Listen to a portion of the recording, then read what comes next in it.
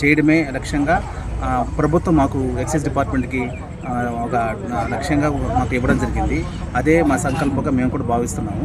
ఖచ్చితంగా మేము నిర్మూలించే భాగంగా నవోదయంలో ప్రజలకు ముందుగా అవగాహన కల్పించి నాటు సారాయి వల్ల ఏ విధంగా ప్రజలకి ఏ విధంగా నష్టాలు కలుగుతున్నాయో సమాజపరంగా, ఆరోగ్యపరంగా నాటు సారాయి మానక ముందుకు తెలియజేయడం, దాని తర్వాత చెప్పినా కూడా వినని మళ్ళీ చేస్తున్న వారిని మళ్ళీ ప్రభుత్వం పీడీ యాక్ట్ పెట్టి కేసులు పెట్టి కూడా చేసే కార్యక్రమం కూడా ఉందండి. అదేవిధంగా కంప్లీట్గా మానేసాం, మేము ఖచ్చితంగా మానేసాం అని వచ్చినప్పుడు ప్రభుత్వం ప్రత్యామ్నాయంగా వాళ్ళకి ఆల్టర్నేటివ్ లైవ్లీహుడ్ కూడా ప్రొవైడ్ చేస్తుంది.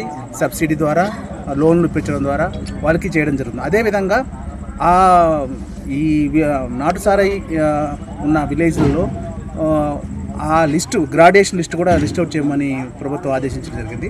ఆ గ్రాడ్యుయేషన్లో ఆ కుటుంబాల్లో ఎవరెవరు డిగ్రీలు చేస్తున్నారు, వాళ్ళు వారికి ఏ విధంగా మనం ప్రభుత్వ సహాయం చేయొచ్చని కూడా ప్రత్యామ్నాయంగా ఉంది. నేను ఊజిగూడ సిఐ.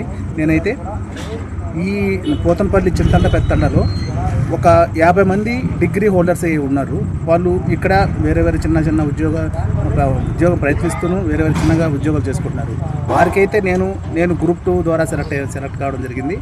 ఆ గ్రూప్ 2లో ఏ విధంగా చదివి మెలకువల ద్వారా ఏ విధంగా చదవాలనేది నాకు కొంత అవగాహన, దాని మీద నమ్మకం, ఏ విధంగా చదవాలనేది కూడా ఉంది. కాబట్టి వాళ్ళకి ఒక రూము మనకు దగ్గరలో చాటర్ అయినా లేకుంటే మా నూజివీడు పట్టణంలో అయినా ఒక రూము కల్పించి అక్కడ ఆ రూమ్కి ఇప్పుడు ఆన్లైన్ కోచింగ్ క్లాసెస్ ఉన్నాయి. ఆన్లైన్ సబ్స్క్రిప్షన్ తీసుకోవడం, అక్కడే స్టడీ సెంటర్ లాగా పెట్టుకొని ఈ సిలబస్ని గ్రూప్ 2 సిలబస్ని ఏ విధంగా ప్రిపేర్ అవ్వాలో, ఏ మెలకువలు అనేది నేను వాళ్ళకి తెలియజేస్తూ వాటి మీద ఏ విధంగా తరబిదు చేయాలో ఖచ్చితంగా అది చేస్తానని హామీ ఇస్తున్నానండి.